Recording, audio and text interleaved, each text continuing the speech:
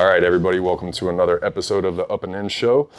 We are not on the purple couch in Baton Rouge. This is my first Up and In episode, not in Baton Rouge, Louisiana, at my shop I had forever. So, Paul Fry, thank you so much for joining me. I'm excited to dive into your story. We are at the Stevens Complex in Troy, Michigan, my new home. So that's pretty cool. Sorry, I had to tell the people a little something about where I'm at because we're in a new studio. Yeah. But I'm excited to dive into your story, man. And the way we do this, our audience will be prepped before a little bit about our conversation, so they'll know. But I really want to dive into it and give us a little bit of who you are, where you're from, just very quick minute, because we're going to dive into the whole story. Okay, go now. Yeah. Like you said, my name is Paul Fry. I grew up in Waterford, Michigan. Where's that from here? Talk me through. I'm a rookie. Do the mitt thing. I guess we'll go. It's northwest of here. So okay. Thank you. I was Oakland please. County, there we go. It's 25 minutes away. Okay. That's not bad. But yeah, 2 high schools. Baseball from a young age. Always playing baseball. Nope. See, I was a football player growing up. Really? Yeah. Okay. See, that's what I love. So I played t-ball and coach pitch, and then I was fuck baseball. I lived on a dead-end street, so I'd always be outside with my neighbor, long tossing and stuff. But one day, my mom said, "Let's go to baseball practice," and I think I started crying or something. So I was and I started crying. My mom's like, "All right, you won't play anymore." I was like, "All right, fine, cool." And that was it for baseball for a while? That was it until high school. Yeah. No way. Yeah. In high school, I picked it back up. I couldn't hit for anything because I hadn't seen live pitching. Yeah, because it's kind of hard to hit a baseball. Yeah, so I played center field on freshman because I had a strong arm because I would always be out in the dead-end street, long tossing and stuff. But holy shit, played outfield, batted ninth. Actually, my junior year, I played outfield and got DH'd for on varsity. No way. Yeah. Pitcher would hit for himself, and I would get DH'd for and play outfield. Oh my God. So. What about growing up? Were you only child? Do you have brothers, sisters? Older brother, older sister. Okay. So they play sports? Yeah. My sister was a cheerleader. My brother is a football player. He was actually my coach. He's a lot older than me, so he was my coach all the way through Little League football and stuff every year. So. Were you a good football player? I was shifty. I'll say that. I was small. Undersized and everything, but once I got to high school, senior year I was one of the leading receivers. I was a wing back. We played the wing T, so I was a slot receiver. Nice. We had a good quarterback and good group of guys, but our offensive line was small, undersized compared to a lot of the schools around here. So, I'd catch the ball, run for my life. Shifty. Yeah, not get hit too hard, get up quick. That was my thing. Just be elusive. Yeah, yes, that was exactly. Good. And I'm laying the groundwork because we're going to talk a lot about movement patterns, right, where we're at in life right now, how you and I cross paths, and this will obviously lay that groundwork. Yes. But so football, a little bit of baseball. When does baseball become somewhat serious? Because guys, if obviously Paul pitched in the show, it's one of 10,000, 11,000 people ever who have done that, right? Or played Major League Baseball. So talk to me about that journey of not playing baseball. Then how does it? Yeah, so like I said, I played outfield. Yeah. Through high school. We started throwing? Couldn't hit. Okay. So once I got DH for senior year, it was junior year. There was a lot of seniors on the team, so I was the only one that started or whatever.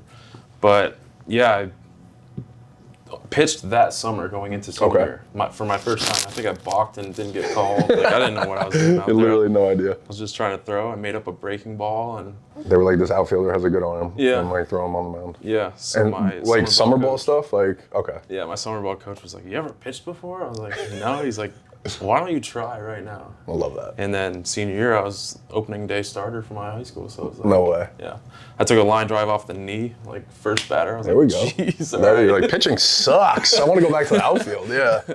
But it was just it's kind of crazy how it came about. But holy shit! All right, so how was senior year then? You had a good senior year? Yeah, I mean, it was high school. It was high school in Michigan for me. It wasn't private school or anything like that. I didn't really know what I was getting into. I was just so baseball in Michigan is easy, is what you're saying. That's what I hear. That's what I hear. Dude. No, I'm saying I'm just saying. That's not. No, I shouldn't have said that. I'm just necessarily. messing. I But, played baseball in New Jersey, so like yeah. I promise you, like our baseball was not good growing up. So Yeah. Yeah, like back then it's hard to even remember how good I did. I mean, I was just it was trying just to be whatever. competitive and win games for my team and just have fun. Yeah. But Crazy. Baseball to have fun. Wild. yeah. I think it's crazy. Yeah. But then, right? All right. So talk to me. What happens next? Like how do we start playing serious baseball? Is there JUCO involved? Is there D1? Do we have any offers out of high school? What's the move? So I had a game against Lakeland High School where Okay. I like struck out 15 guys or something. Above They were a average. really good team, Yeah. like back then. So I think their coach had a junior college hookup or Gotcha. a coach that he knew from the junior Like college. the opposing team? Yeah, he's like, hey, might as well like come out and see this guy. I don't think he Yeah. has any offers or anything like that. It was for St. Clair County Community College, where Okay. I ended up going. And yeah, that's how it all started. But that was literally my only offer. That's crazy. I think during a district game or something, Central Michigan came out and they were like, it was not one of my best games, but they were like, yeah, we'll see. pass. Yeah. No So, way. Yeah, it was like, all right. And so Central Michigan passed. That was a D1. They came watch and they Yeah. passed. And then you take the JUCO offer. Yeah. Yeah, because And you had no aspirations, I'd imagine, of playing college ball, or you did? Like, what's the move? Because, like, for somebody who didn't play baseball, like, you know. yeah. So I had taken visits to play football. Oh, But these okay. were at like D3, Okay. small schools, small private Gotcha. schools where they were out of state. So they'd been like 60 grand a year. And I was like, Yeah. my mom's like, I don't know if we can do Yeah. that. And I was like, I get it. Like, I don't really see it going past Right. that anyway. You just wanna go with my bang your head size and against the- everything. yeah. So, yeah, I chose the JUCO baseball route. Wow. And got bigger, faster, stronger as I grew. And Yeah. I mean, kind of took off, started throwing harder. Guys started seeing me, coaches started seeing me. And yeah. I love it. So talk to me about that, right? There's a lot of kids, you know, my podcast is designed for people who want to perform better, right? So for a kid that might not have offers out of high school, might still be growing, whose parents grew a little later, talk to me about that process. Where are you at when you get to JUCO? Are you like, what am I doing here? Like, am I trying to play pro ball? Am I trying to get a scholarship? What's your mindset? Yeah, I mean, it was kind of like just going with every day, you know, like my high school coach, actually, I played basketball too in high school. I stopped after sophomore year because I was, like I said, small and I was playing behind the coach's son. So it was like, I don't really see anything with basketball. So my coach had workouts, voluntary workouts for baseball. And he kind of instilled in me the work ethic and just like the competitive spirit and everything. It was a group of baseball players, hockey players, like just, it was girls, softball, volleyball. So it was like just this group that we had, and he would put us through some crazy circuit stuff. Yeah.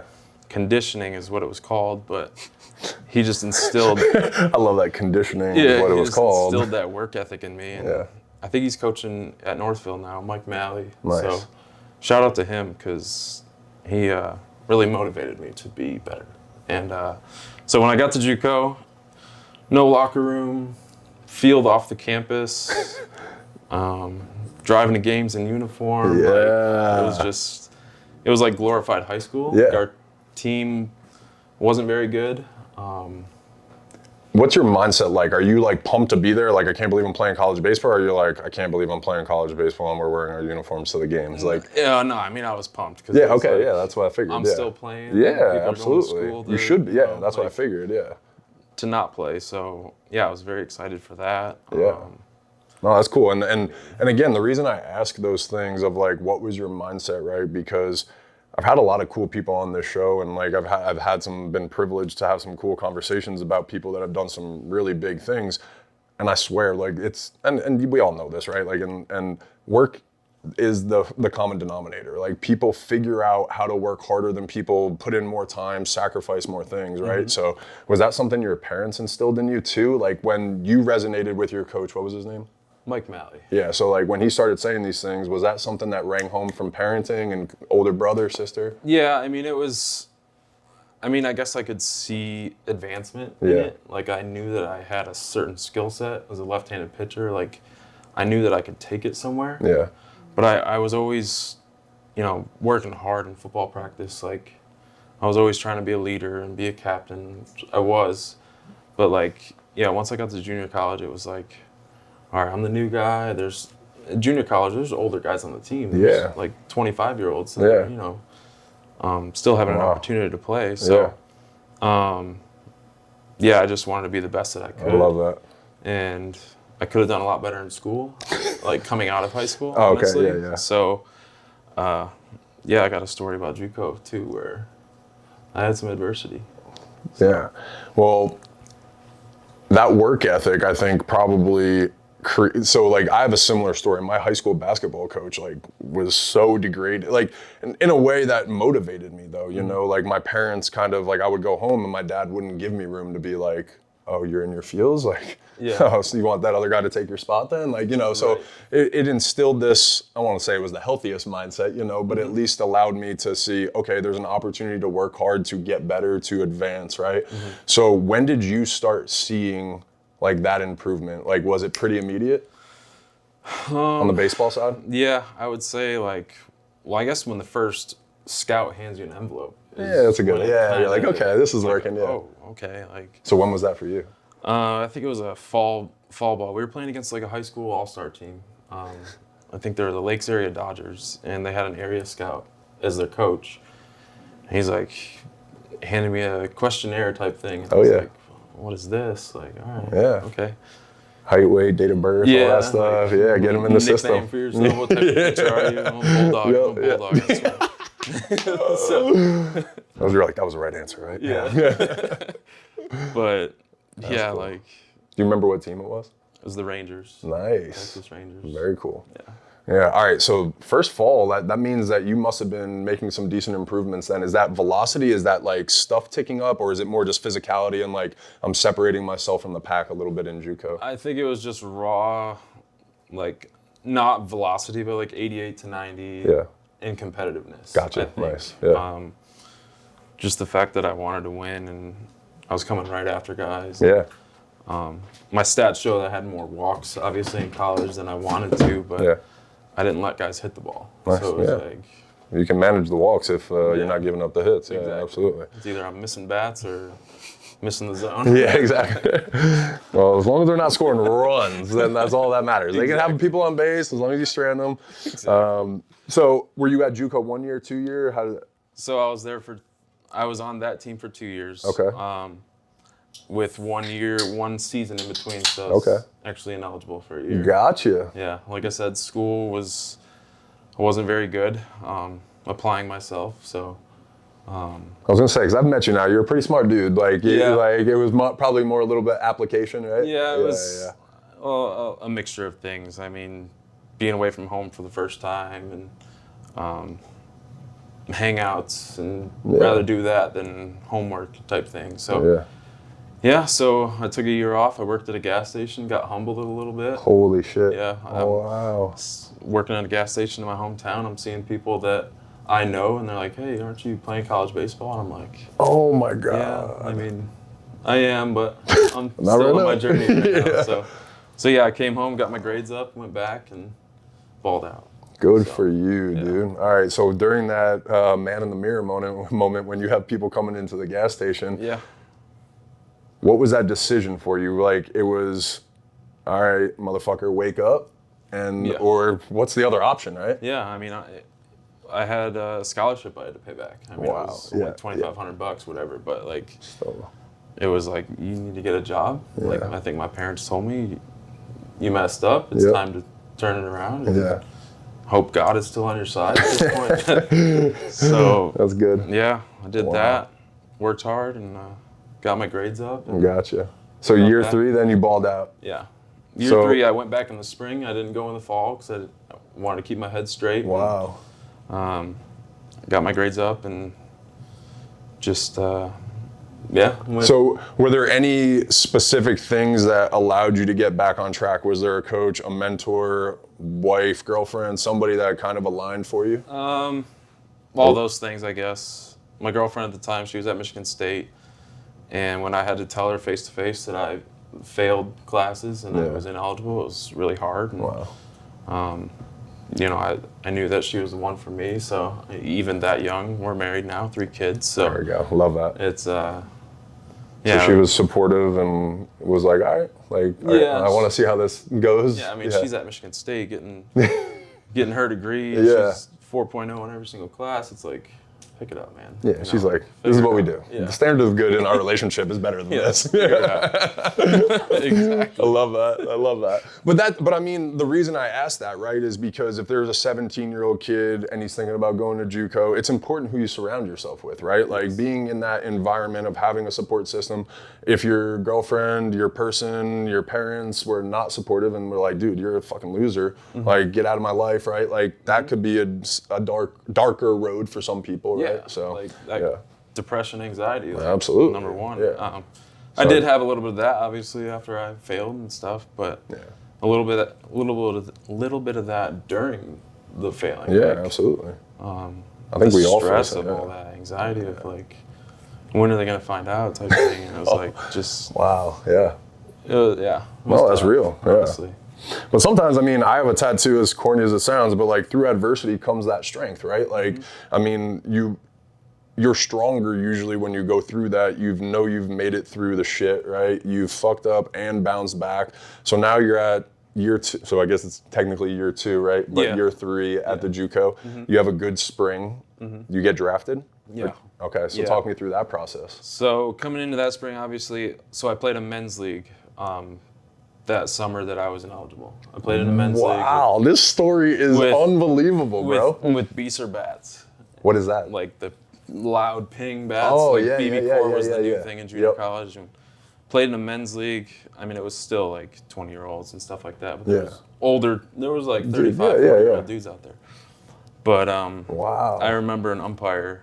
I made a throw from center field all the way home, and I had to work out with the Tigers to throw for them like the next week. No way. Yeah. Because the umpire saw it? Yeah, the umpire knew a scout or something, and he's like, "Hey, like, check We this might have out." found something, So I yeah. went up to Eastern Michigan. I threw a bullpen for a Tiger scout, and then he's like, "All right, like, we'll be in touch. We'll keep an eye on you. Where are you gonna play next year?" I was like, "This is my plan. I messed up. Like, I'm going back. I'm gonna head straight and head down and keep working." So, Wow. I think something right there that kids don't have in today's world. You said something really key that I just believe in, accountability, right? And I messed up. Being able to be honest with that scout and be like, hey, this is why I'm not here, and this is what I'm gonna do about it, right? I'm taking action, I'm doing the right things, come see me. I think that, again, I try to leave little tidbits for people and just the way that because again, like you did something that is so impossible for people, and your story is even, the more that I uncover it, I'm like, it's even more freaking impossible, right? So I'm trying to just be like, what can we give people that, again, making to the major leagues is already impossible. Then hearing your story and seeing where you've come, the adversity that you faced, it's even more impossible. So that's really cool, man. I really appreciate that, yeah. I figured even if I didn't tell him, like, he would find out anyway. So it was like, lay it all out there, and if it hurts my stock, whatever. I mean, this is my story. And Yeah. Truth comes to light, right? Yeah, You got to own it, exactly. and that's the thing. Is like we all make our own decisions, and the quicker that you can own them, right and wrong, and learn from them, right. And again, we played a game of failure, so if you're not learning from your mistakes, you're going to be quickly out of this game, right? Exactly. Yeah. So I think that's the biggest thing that I try to tell people too. Yes. Yeah. Yeah. So did you get drafted by the Tigers? No, I got drafted by the Mariners. Okay. Actually, so I had an advisor at the time that during that spring I had an advisor, and I think I got that advisor from that summer league. Like, Okay, nice. I think that's when he started showing up. But like area guy, he was a former scout, so he Okay. had a lot of connections. Yeah. And I don't know if it was legal or not, he would drop my name, and by the end of my season I had like 13 scouts at every game. And it was Damn, like, that's sick. Yeah. Yeah, they're behind I heard they're behind the backstop asking the charters, like, hey, what kind of guy is this guy? Like, you know. Asking character issues. Yes. Man. We know he was ineligible last year. Yeah, yeah. So it's just, I mean, it's part of their jobs. Yeah, They really man. want to know who they're getting. But yeah, I was drafted by the Mariners in the 17th round. Holy shit. Yeah, That's awesome. All right, so you signed 17th round. What year is this? 2013. 13. Okay, so there was still a decent amount of rounds then, but 17. You're not a crazy bonus baby. Again, it kind of goes into the story of like everything's against you, bro. Again, this is amazing to me, right? Yeah. Because fortunate enough, I was a bonus baby, and I saw a different, side of pro ball because of that. Mm-hmm. So talk to me about being a 17th rounder, what you signed for, where you go, how hard life was in 2013 for you. I mean, I didn't know what being drafted meant. Yeah. When the scout came out to sign me, I had like a signing party at a local restaurant. That's so all my awesome. family and friends. Yeah.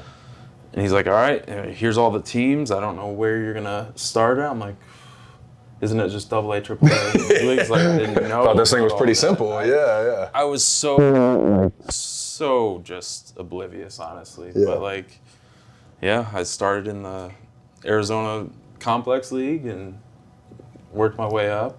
And yeah. What was culture like when you first signed? And dude, where you were like, what did I just walk into? I mean, not as much as some D1 guys. Cause Yeah. D1 guys, sorry, you might have been a little spoiled. 100%. Yeah. Some guys are That's like, true. wow, this stinks. Yeah. But it's like, for me, JUCO, I was like, let's go. You're like, what? We have free supplements Yeah, and everything, I got right? a locker right now. Like, let's go. I get to share it with 3 people? Yes, let's go. I don't care. I have a locker. Let's go. Yeah, so like I was all about it. Okay. Lived in a hotel, walked to the stadium every day in the complex. Now this might be it's crazy. I don't know where your JUCO, what your demographic was there, but a lot of guys, especially depending where they come from, not used to playing with Spanish teammates. And like when you're in rookie ball and coming up, right, there's, 50% of your team pretty much probably is of Spanish descent or speaking Spanish, right? Yeah. Well, actually, at my junior college, my coach, the last year, he was new. He was there for the fall that I didn't pass class. Yeah. And he brought in guys from all over the place. Nice, good. We had Dominicans, we had Puerto Ricans. Yeah. It was like, JUCO is a little bit more diverse. yes. Yeah. He was from Washington, so we had some local Washington guys. Nice.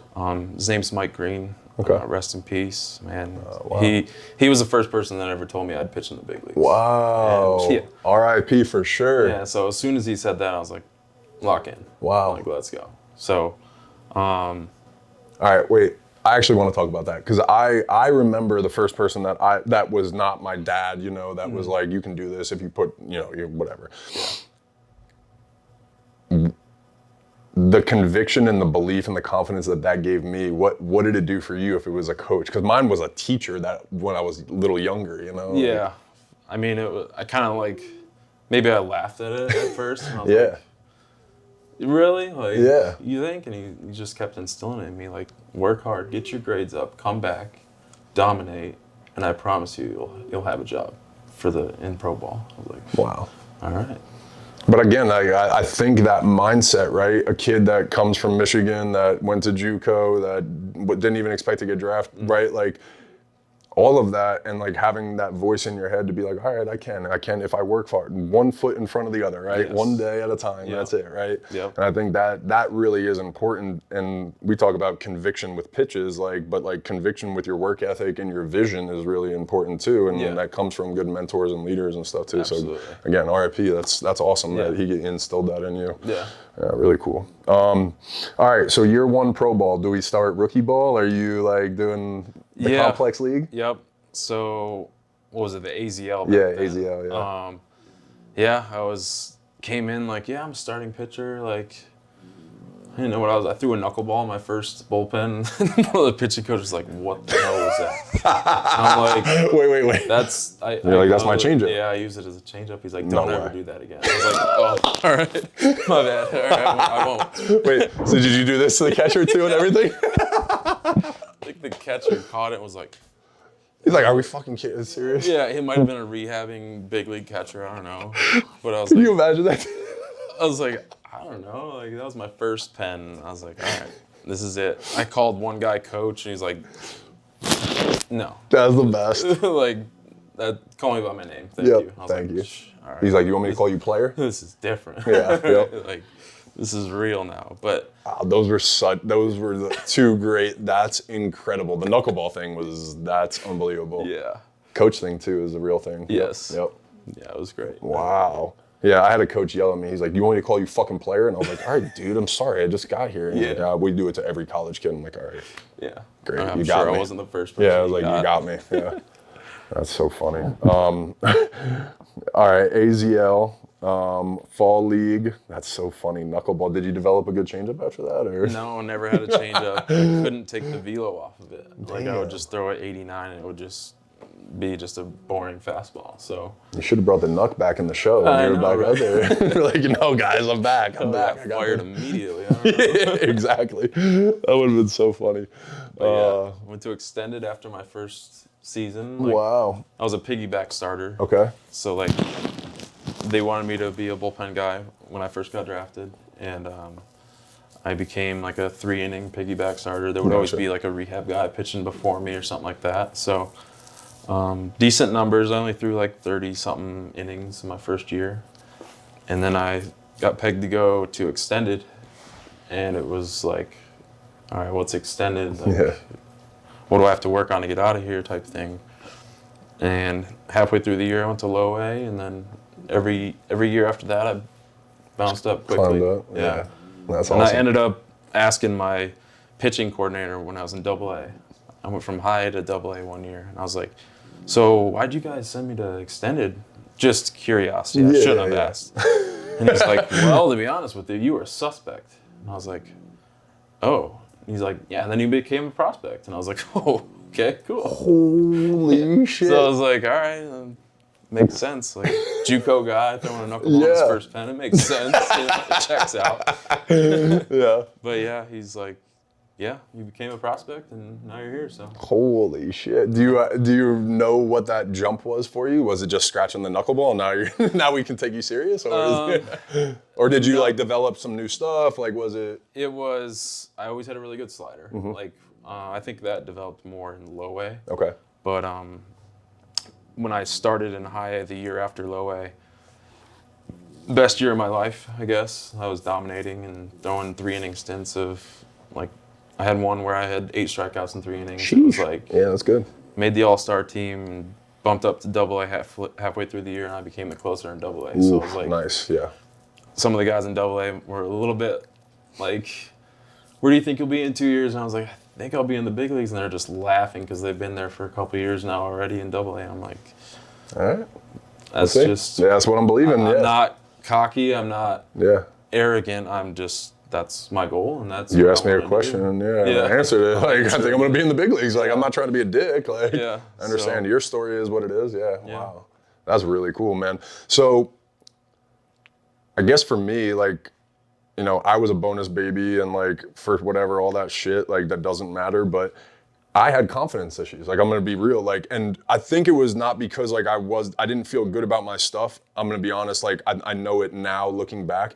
As I was getting older, right, and it's stuff we work with Mike and we're relating on now is I didn't know it at the time, but I could feel my movement patterns like locking up on me and being like my stuff it's getting worse. Yeah. Like, you know what I'm saying? I'm climbing up and I'm getting worse, like in Yes, my head, for but I'm the bonus baby, so they're pushing me, right? Yeah. And so I think that like imposter syndrome built a little bit. Yeah. But talk to me about like, if you're in Double A as a JUCO guy and they're like, where do you see yourself in a year? And you're like, I'm in the big leagues. Like, that's some confident shit. It's because the underdog mentality for me was everything. Love that. I think if I came in like thinking I'm the best, I wouldn't want to learn as much and grow as much. Not that I wouldn't, but I'm just saying like I think the underdog under the radar helped me tremendously in my career because who the heck is this guy? It's the best. I'm coming right at you. Yep. No, it is. And then there's expectations, things change completely, right? And like to your point, I tell Abby all the time, like one of my biggest regrets in baseball is I was just too arrogant. Like I was too feeling myself of like I was the US guy that you paid to come over here, you know, blah, blah, blah. And I didn't listen to him. And then ironically enough, when I was done with that season, I had a line drive off my hand. I wanted to try to reinvent. And then everything that I was reinventing was all the stuff he was asking me to try and just literally just try. Yeah. And now in my older age, I'm like, I try everything. I'm like, I'll try and fail. And like, I don't give a shit. You know what I'm saying? So like at 27 though, I was like, you paid me 1.1 to come over here. What do you mean? Like, I'm not trying this, like, you know, like type thing. So I can relate to that, and I really appreciate that mindset. So Yeah. that's awesome. All right, so AA closer. Do we do fall league anything or? Yeah, I went to the Arizona Fall League. Okay, was year. that after that year? Yep. Okay, did we have some success there? Not as much as I wanted. Nothing crazy? No, I threw 80 innings coming into it as a reliever. Yeah. So, I mean, I was kind of gassed. You say 80? Yeah. Oh my God. Because I was throwing 3 inning stints. Yeah, that's right. In Piggybacking. Bakersfield. Yeah. Bakersfield, California, crazy. Ball flies, huh? Yeah. Yep.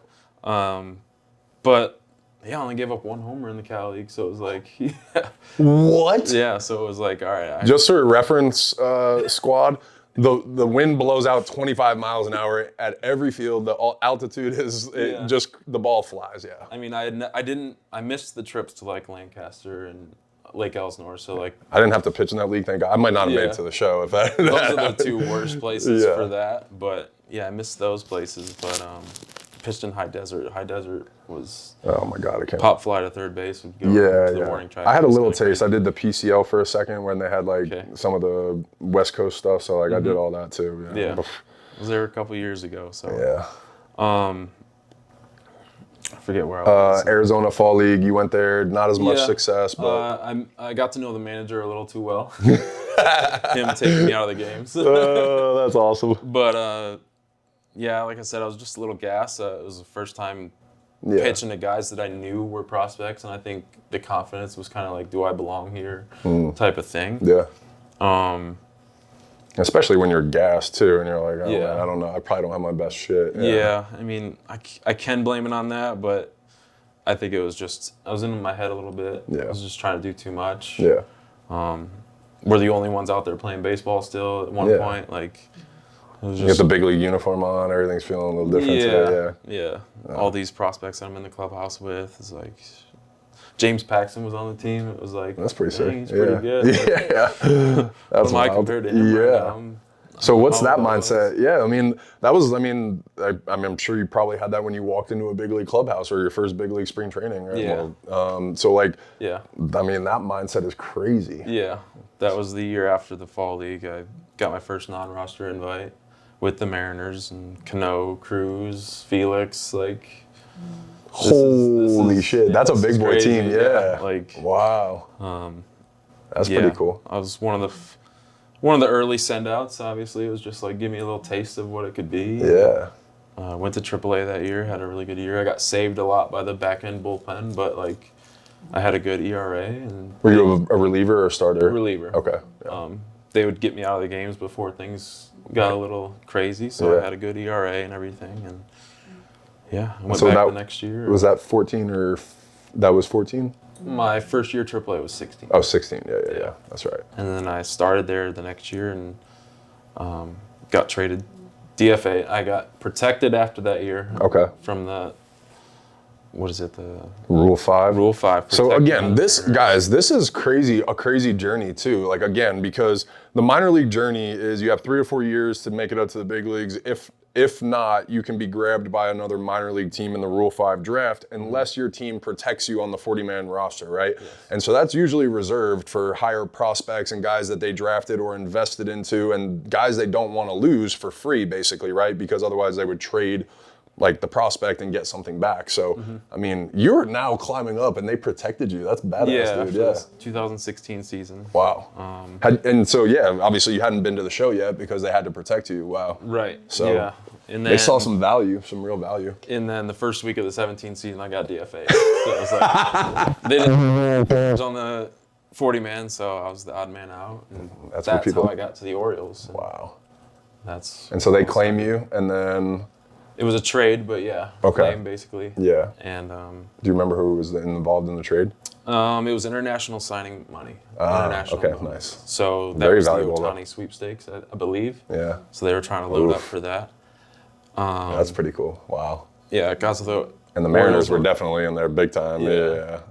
Got to the Orioles organization and got called up to the big leagues 2 weeks later. Didn't pitch. What? Yeah, I warmed up 2 days in a row, and we walked off both nights in extra innings. So I was warming up in extra innings to pitch for my debut, and I didn't get in. Sent down, DFA'd a couple months later, and then finished that year in AA. So it's just a weird. This story is journey. crazy, yeah. But I also, people forget how crazy the business of baseball is, right? Like they needed somebody, you were the right person. They're putting you in an extra inning game, or like they're like, we believe in this guy enough that he's going in a game that matters, that we need to win. But then after the game, we're sending him down. Yeah, It's so crazy. It was So I was there, but I didn't pitch. My pay changed, everything like doubled or whatever it is. Yeah, that's really nice First when year, you went back second down. year, Yeah, 40 man. exactly. So I was all right with that, but then getting DFA'd a couple months later, I think I got. Yeah, it was tough. It was like, all right, now what? Yeah. Cleared waivers. This is the off season then, or This is during the season? still. Okay. Yeah, this is mid-July. I got put on the Phantom IL. I don't know if we can say that, but I got put on that, and I was begging to just go to AA to pitch. I just want to pitch. Let me go somewhere. If there's an opening, let me go.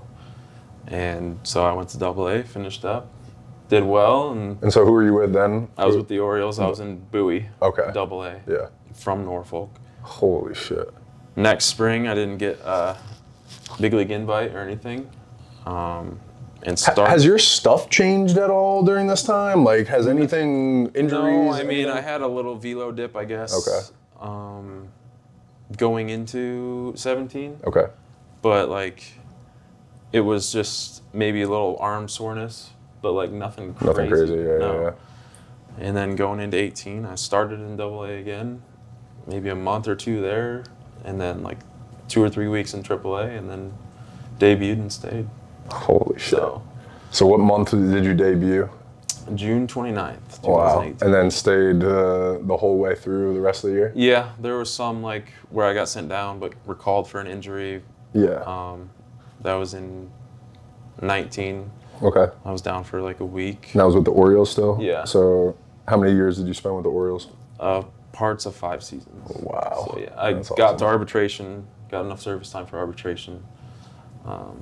And so, guys, if you don't know how that works, too, service days are arbitration depends on service days, and every day that you're up in the major leagues counts as a service day. You have to have a certain amount of service days to be eligible. Just be eligible for arbitration, which means you make more than the minimum, but you don't make quite as much as free agency. And if there's a dispute between the team and the player, they get to go hear it out with an arbitrator who decides either the team is right or the player is right.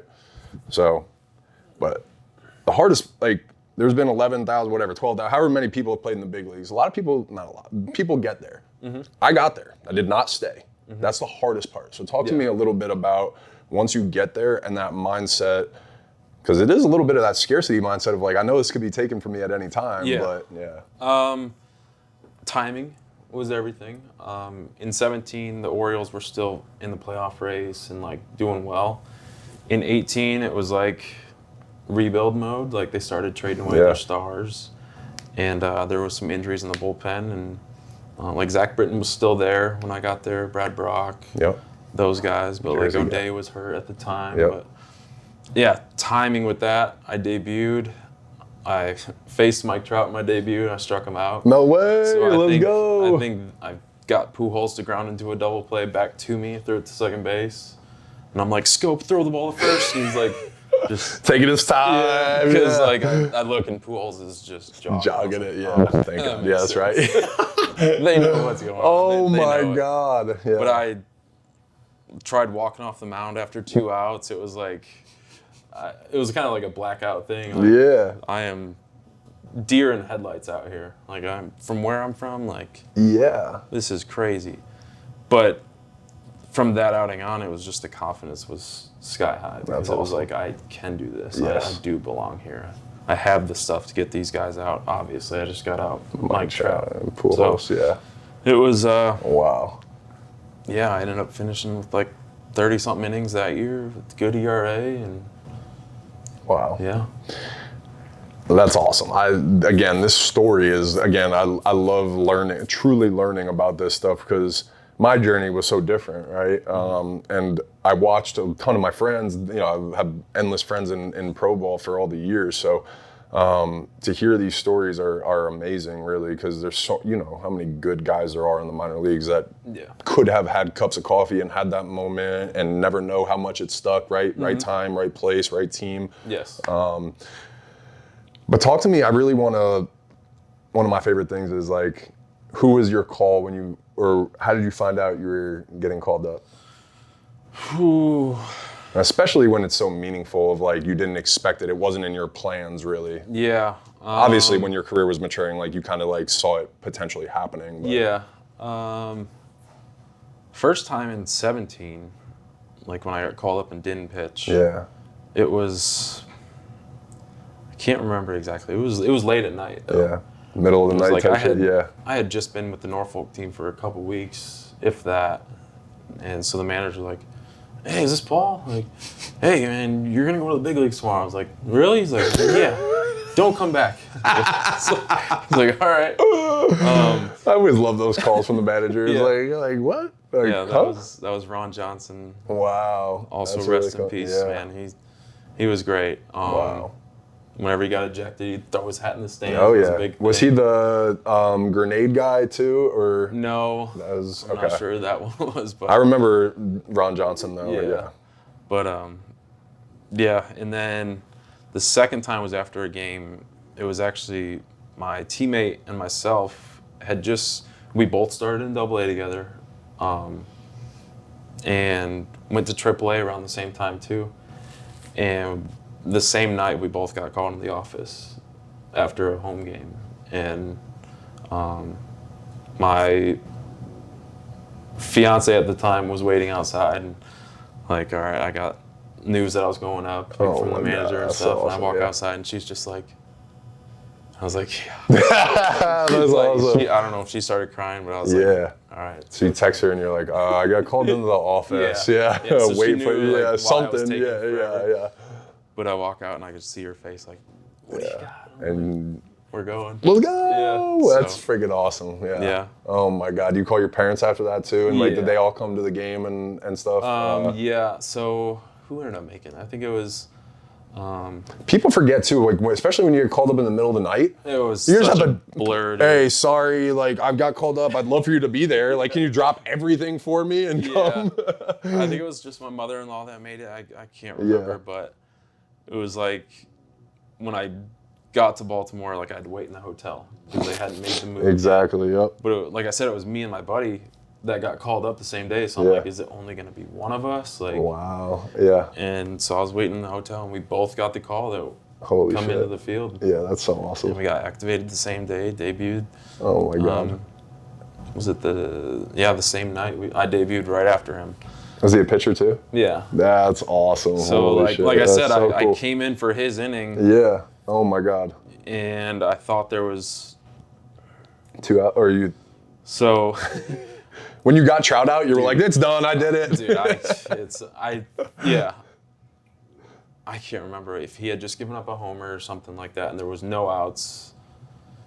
And then I came in. He gave up a homer in his debut. I got 2 outs, and I started walking off, and then I was like, "Oh shit!" Like, play that off. Like no one saw that, and then Trout's walking up, and I'm like, "Fuck, all right, lock it right now." Yeah. So like I said, I got him out. And then I was looking around like, is that 3? You'll see, like, if you ever watch I'm going to go watch the inning if for you ever sure. watch the video, it's pretty bad. I'm like, all right, let's go. But to your point, no one probably noticed like they were watching, but like in your head, maybe some guys in the dugout because they knew it was your debut and I shit. think watching it back, the announcer said something like, he thought there was 3 outs right there. It's like, they're like, things are probably speeding up on him a little bit right now. Yeah, but again, Trout and Pujols in your debut is crazy. Yeah, that's wild. Yeah. Wow. All right, so after Baltimore, what was next? So 22, after I had agreed on an arbitration deal, made the team, got the guaranteed contract or whatever, and they were kind of going in a different direction. They were trying to, be a little bit better. So I got DFA and claimed or traded to the Diamondbacks. Yep. And I just went to Reno, and I got called up for 1 game with the Diamondbacks. Got called up really late at night, and I pitched in like a 1 o'clock game. 9th inning, down by 6. walked in a run, just didn't have my stuff, and Yeah. I wasn't the best. Yeah. And never got another opportunity with them in Wow. the big leagues. Just stayed in Reno all year, and Yeah. so yeah, that was my 20 last game in the big leagues. Was it? Arizona Wow. against the Braves. Wow. And then that was 22? Mm-hmm. So after 22, where did you end up? Did you do minor league free agency for a little while? Yes. Yeah. So 23, I was with Toronto's AAA Buffalo. Okay. That's not a bad city to play in. It's freezing in the beginning of the part of the year, but Yeah. Buffalo's kind of a cool city. Yeah. Yeah. Good league. Yeah. Pitched well.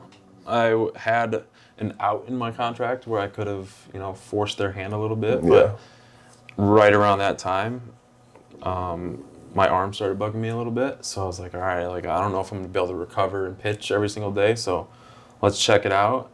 And I missed a month of time. That was my only time ever on the actual IL. So In your whole career? in my whole career. Jesus Christ. Yeah. So that was, Good for you. yeah, that was wow.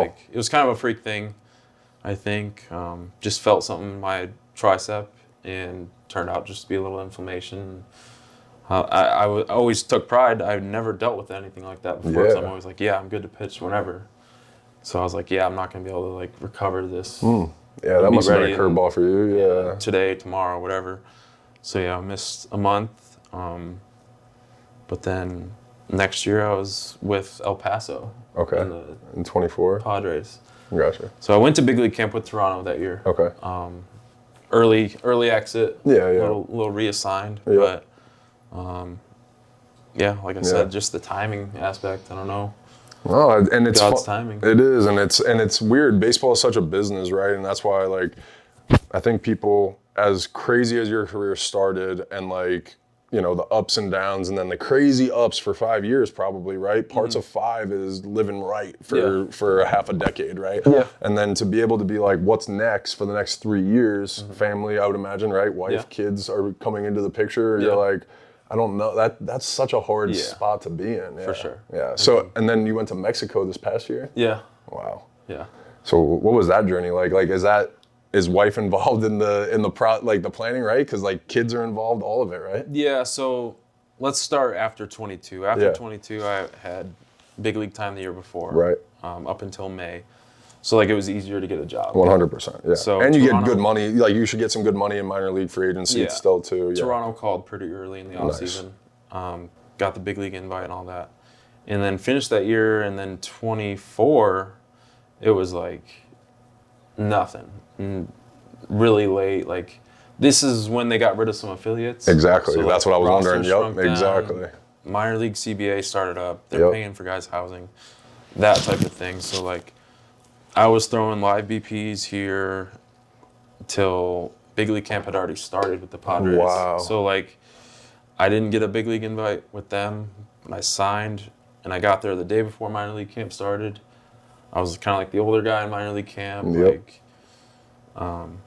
And probably trying to make a name parts for of myself. 5, yeah, exactly. People Yeah. are like, holy shit. Yeah. But that's when the game really started changing, right? Yeah. I had a lot of buddies that were good, they were the guys that were going up and down every year, right? And that's the way the game went for a long time, right? Those guys were very valuable.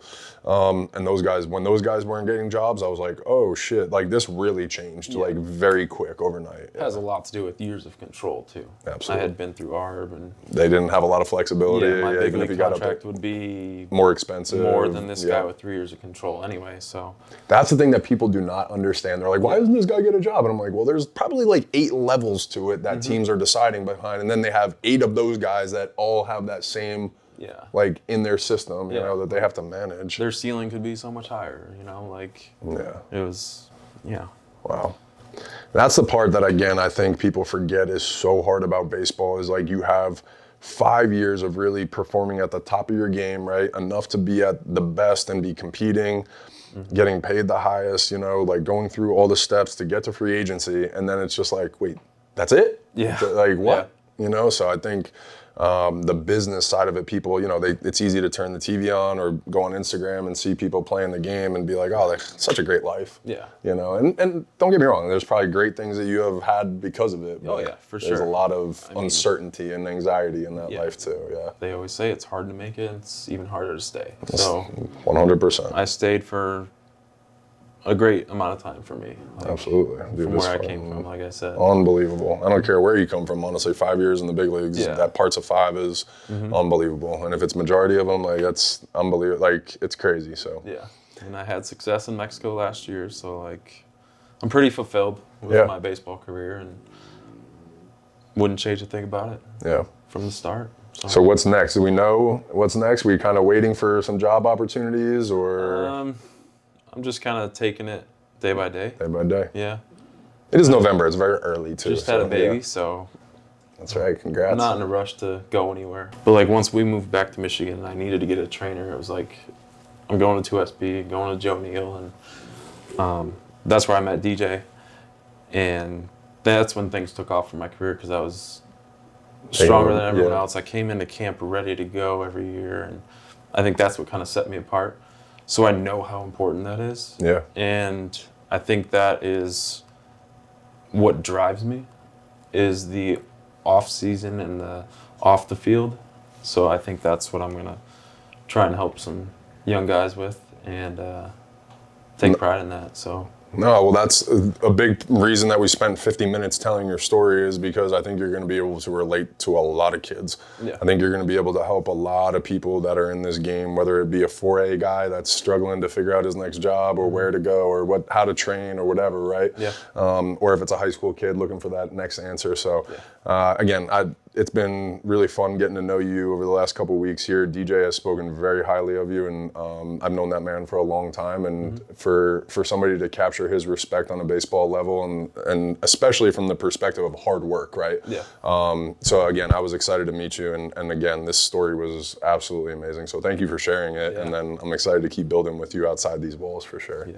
Sorry, you, it man. seems like a lot, but No, dude, it is Big not story. a lot. No, it is, to me, again, I knew there was, again, DJ kind of told me like underdog, story, great story, but I didn't, he's not going to dive in on all the details. So I was like, I'm going to dive in and find out everything, bro. It's been awesome. These are the things that, again, this is why I do podcasting, because I think stories are amazing. I think there's so many ways to get something done, and as humans, we decide like, this is the way to do it. And it's like, it's not the way. Right. So that's why I appreciate you sharing and letting people into your mind too. Like that's the biggest thing. The mindset is so important. So. No doubt about it. Yeah. Appreciate you, man. Yeah, absolutely. We'll do another episode for sure.